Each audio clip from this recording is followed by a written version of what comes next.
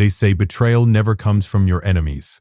But they always forget to mention the other part of that truth. They forget to tell you that after 30 years of marriage, the woman sleeping in the bed next to you can erase your entire existence with just a few strokes of a pen. Tick, tick, tick. There is a distinct rhythm to a mechanical watch that most people ignore in this digital age. It is precise. It is honest. If a microscopic gear is stripped, the watch stops. It doesn't lie to you. It doesn't pretend to keep time while slowly falling apart on the inside. I've spent the better part of my retirement surrounded by these tiny, honest machines bent over a magnifying lamp in a small, rented workspace above an old hardware store on the east side of Columbus, Ohio. When you spend 40 years pulling engines out of heavy machinery and diagnosing knocks and rattles that drove other mechanics crazy, you start to view the world as a series of connected systems. My name is Arthur Sterling. If you're looking at the tax returns, I'm 62 years old.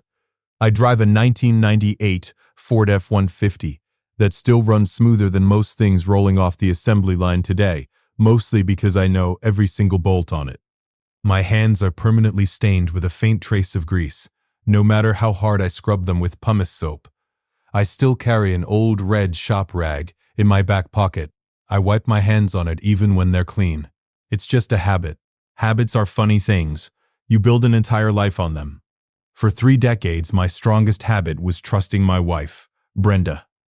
She was 59, a woman who absolutely thrived on appearances. If you saw us at a neighborhood barbecue over on Tremont Road, you'd think she was the patron saint of loyal wives.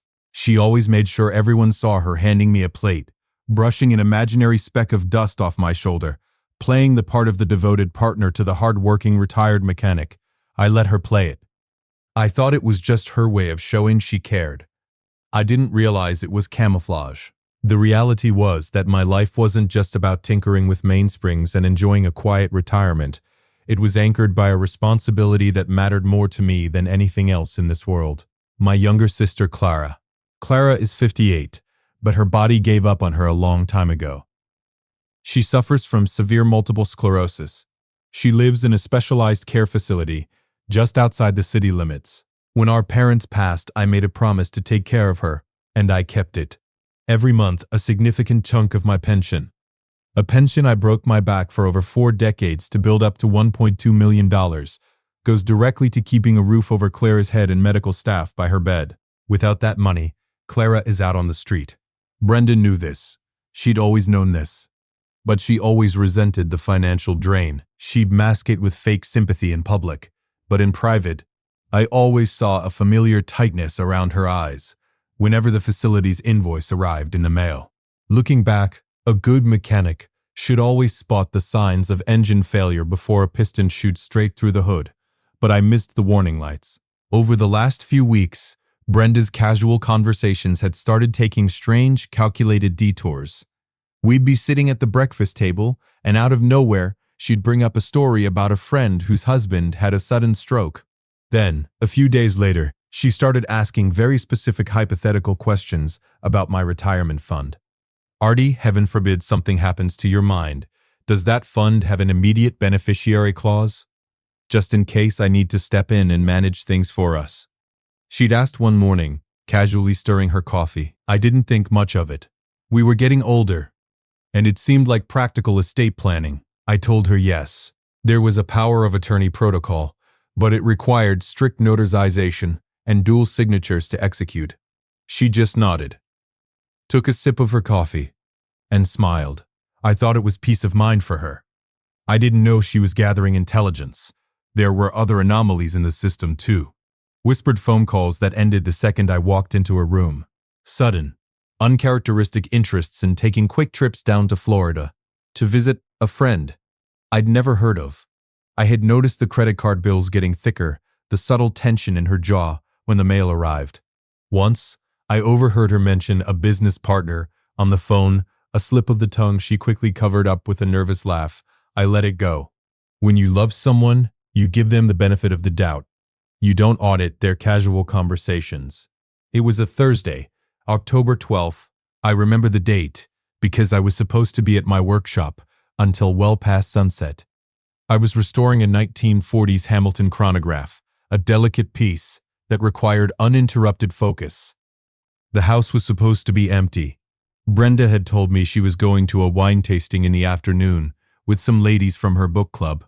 I had my lunch packed, my thermos of black coffee, and my schedule locked in. But around 1 o'clock, I realized I had left a set of specialized micro tweezers on my workbench at the house, the exact ones I needed to set the escapement wheel. You can't force a watch to work without the right tools. So I packed up my truck, wiped my hands on my red rag, and headed home. It was a 20-minute drive.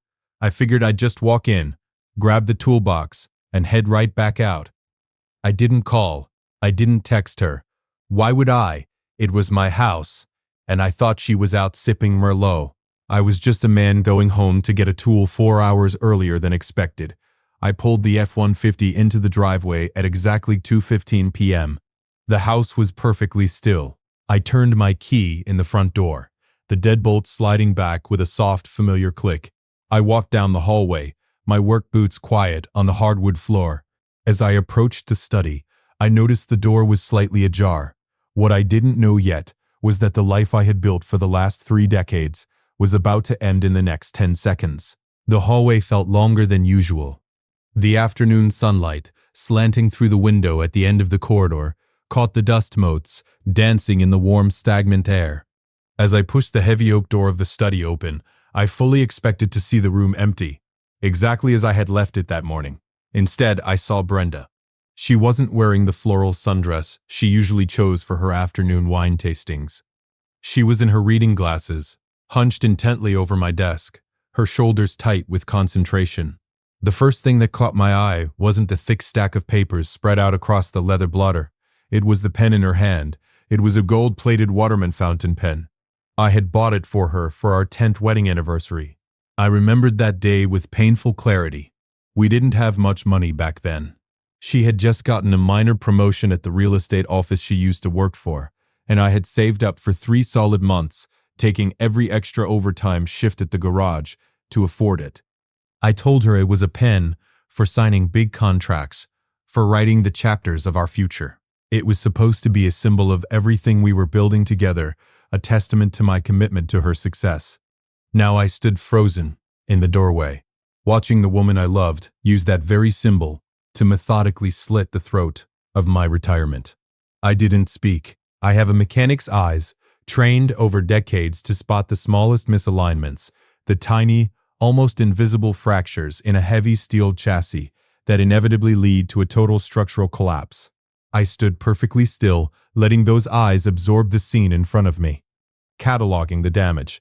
Spread out across my desk were official, watermarked documents. Even from 6 feet away, I recognized the distinctive blue logo of my pension management firm.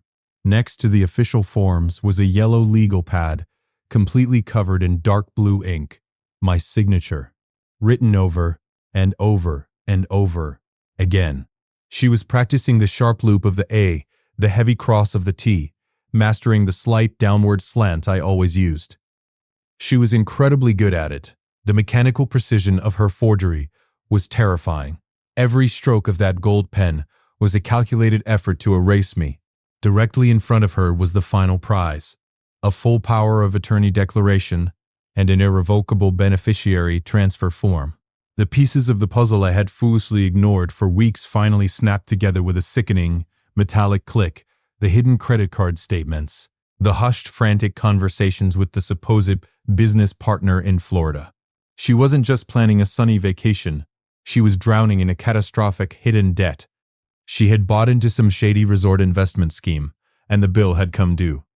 To save herself, she was going to steal my entire life savings, all $1.2 million.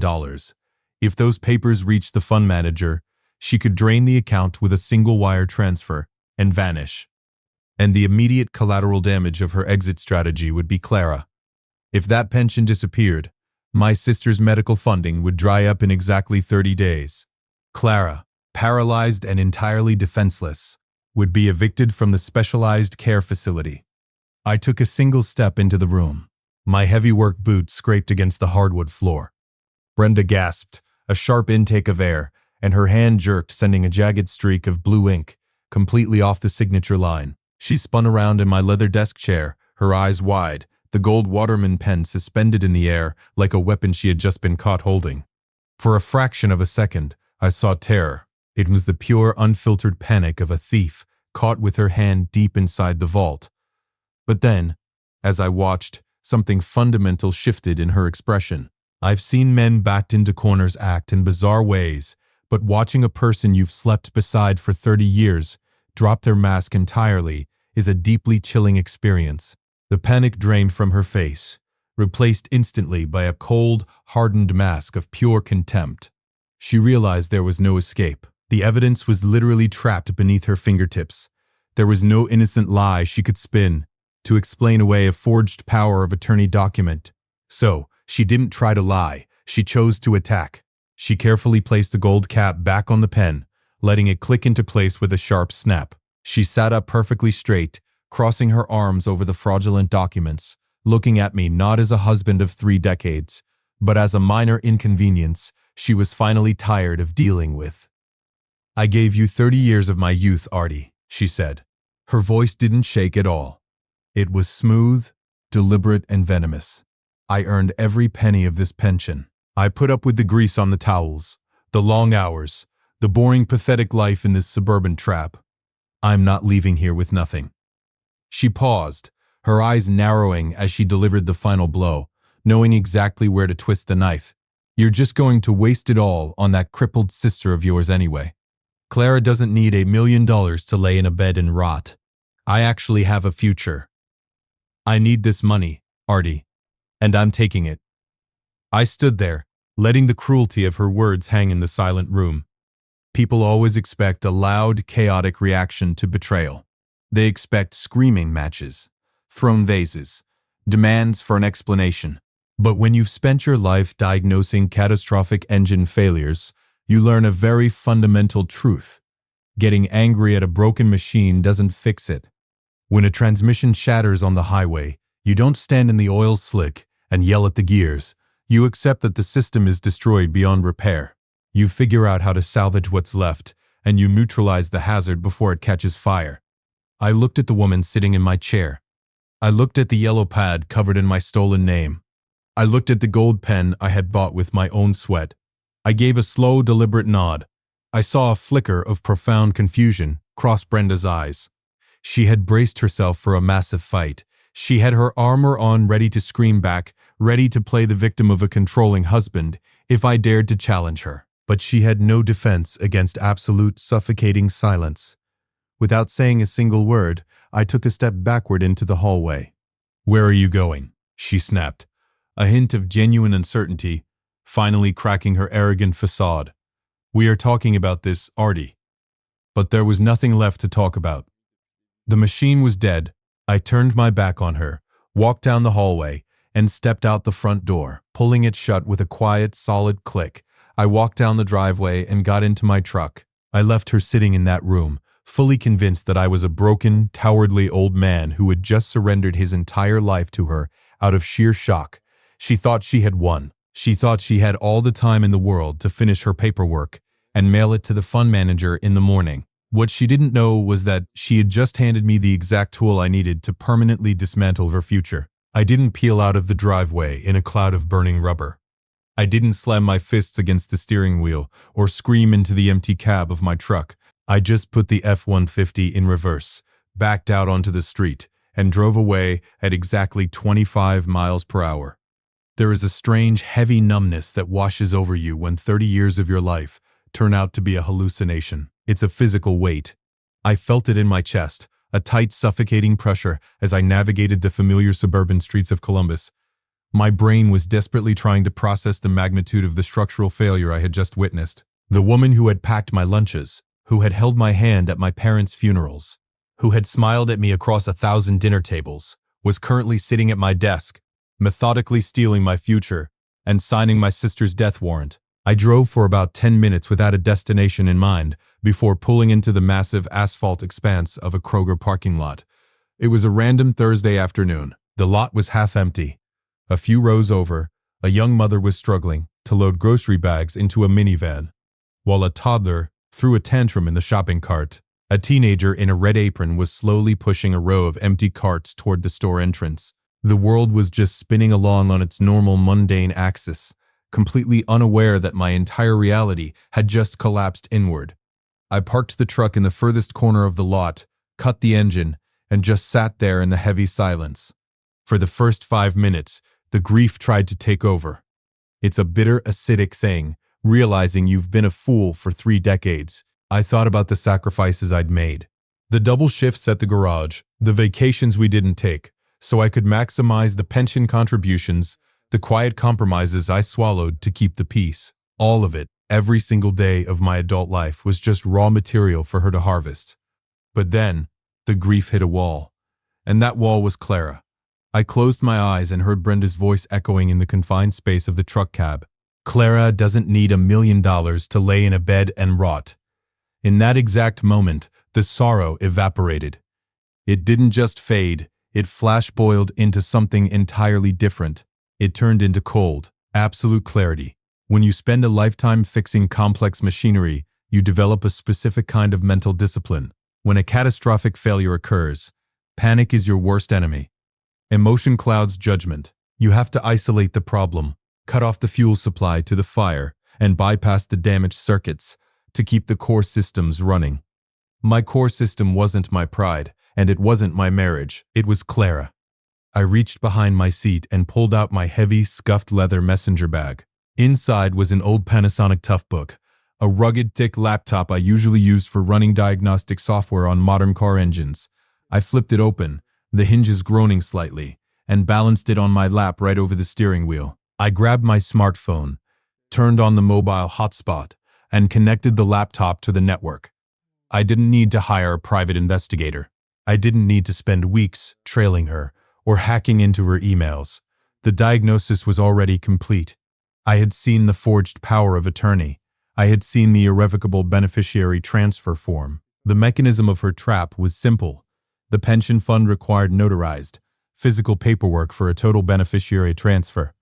A security measure I had specifically requested years ago. She had practiced my signature to bypass that. Once she mailed those forms, the fund manager would verify the signature on file. Given how good her forgery was, they would likely approve it. The money would then be legally transferred out of my protected retirement account and into whatever destination account she had written on that form. I knew she hadn't mailed it yet.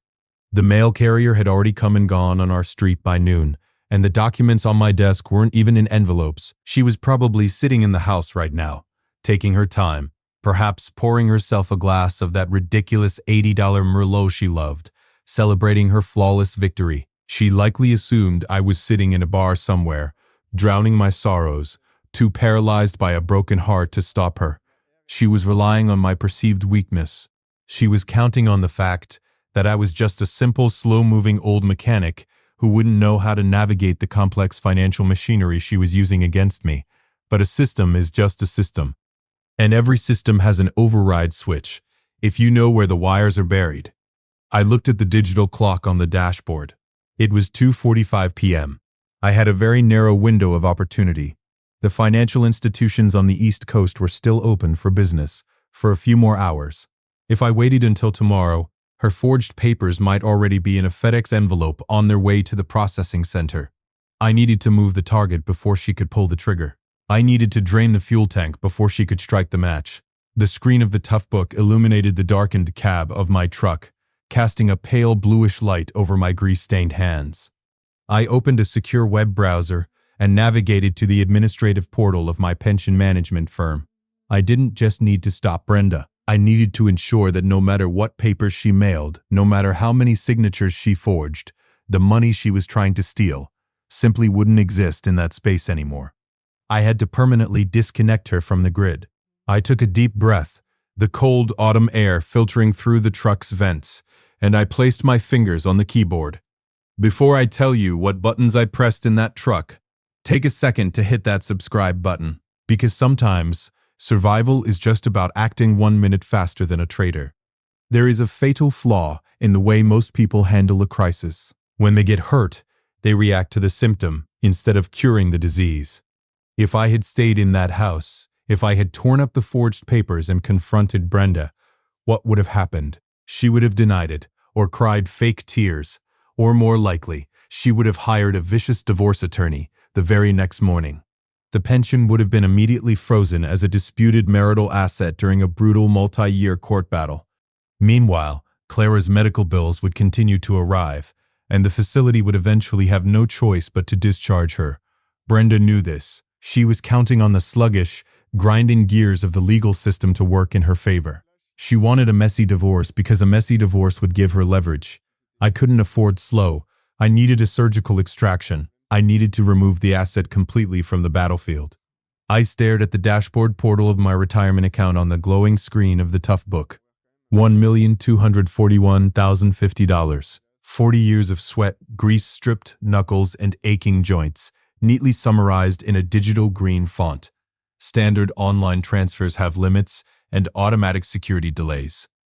I couldn't risk a 48-hour holding period. If the system flagged a sudden massive transfer, they might call the house to verify, and Brenda might answer. So, I bypassed the customer service portal entirely and picked up my phone.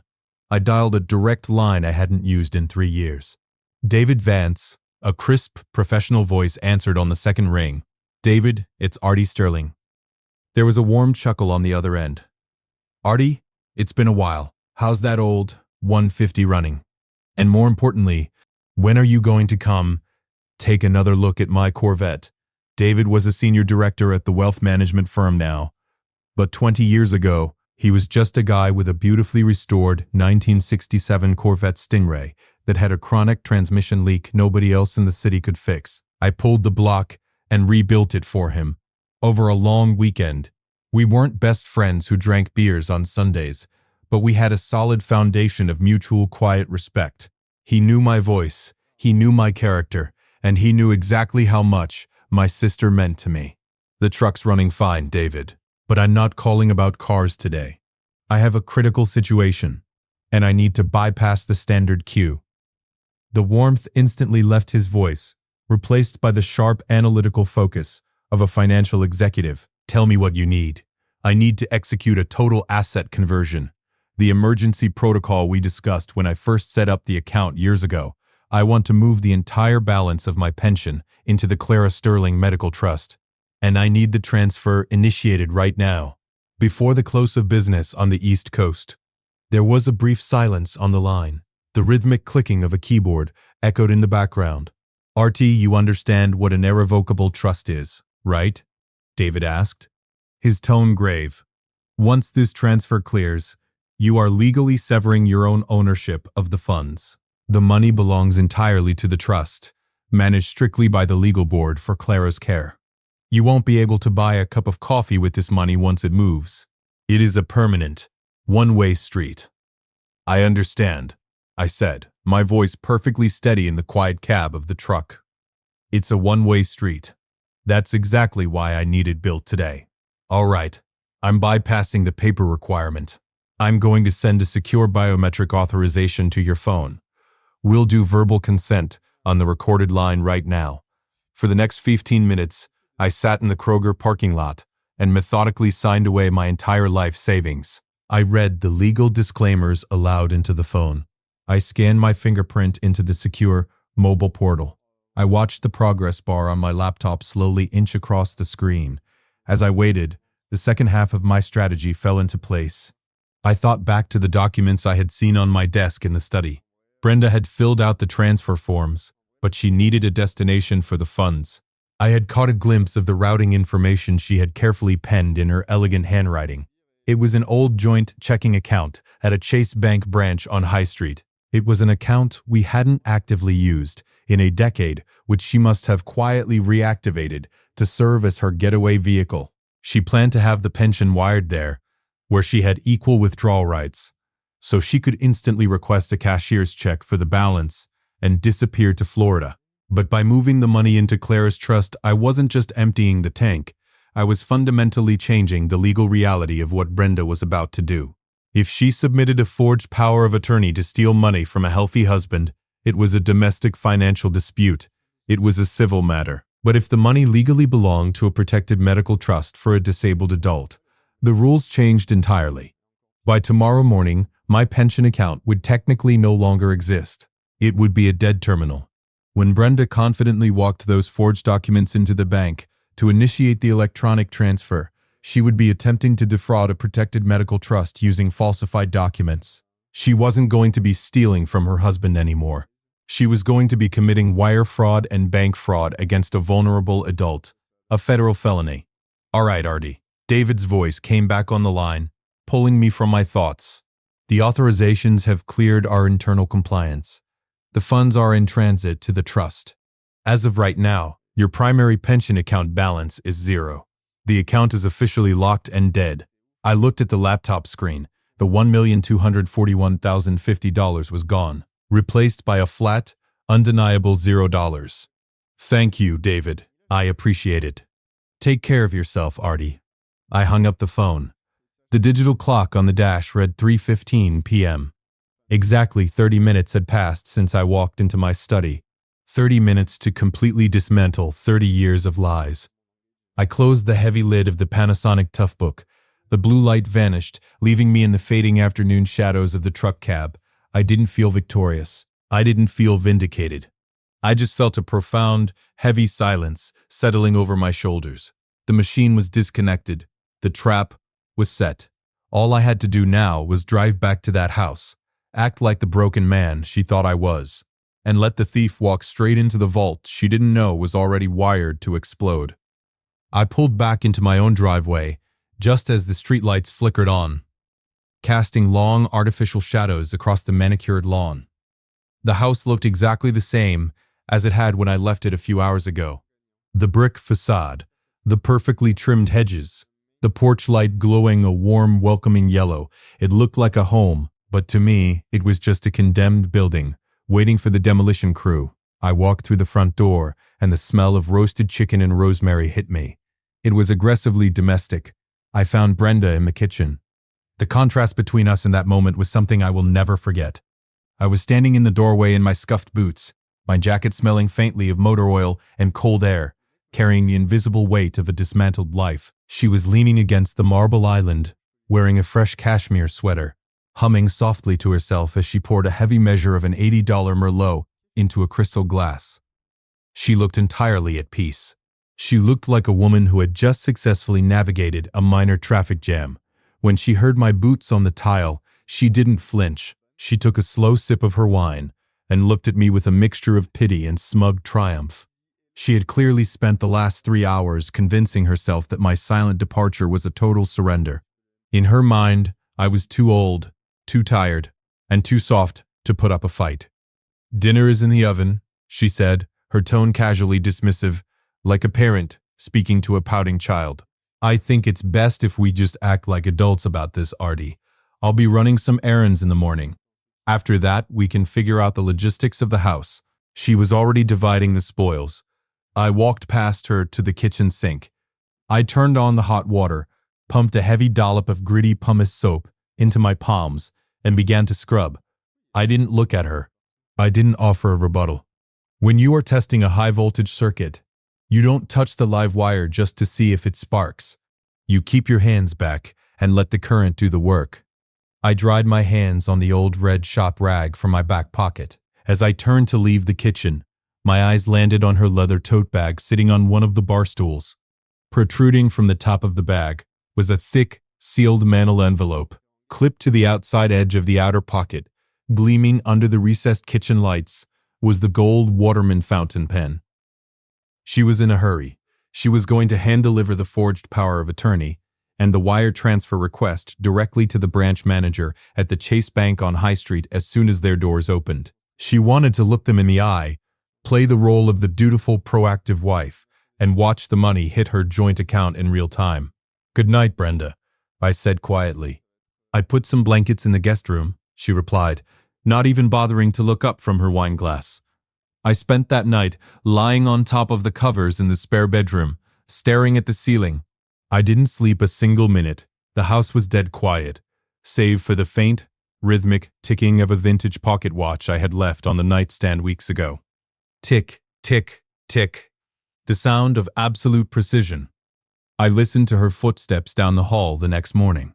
It was early. The muffled sounds of her getting ready, the hair dryer, the click of her heels on the hardwood, the confident jingling of her car keys.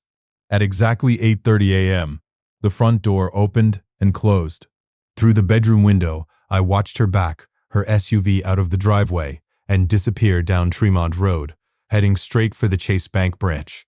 She was driving a vehicle with no brakes toward a concrete wall, and she had no idea. I sat up, swung my legs over the edge of the bed, and reached for my phone. There was nothing left to do but wait for the impact.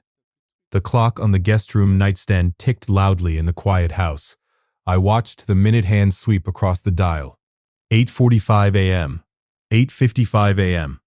At exactly 9 a.m., the Chase Bank on High Street officially opened its doors for business.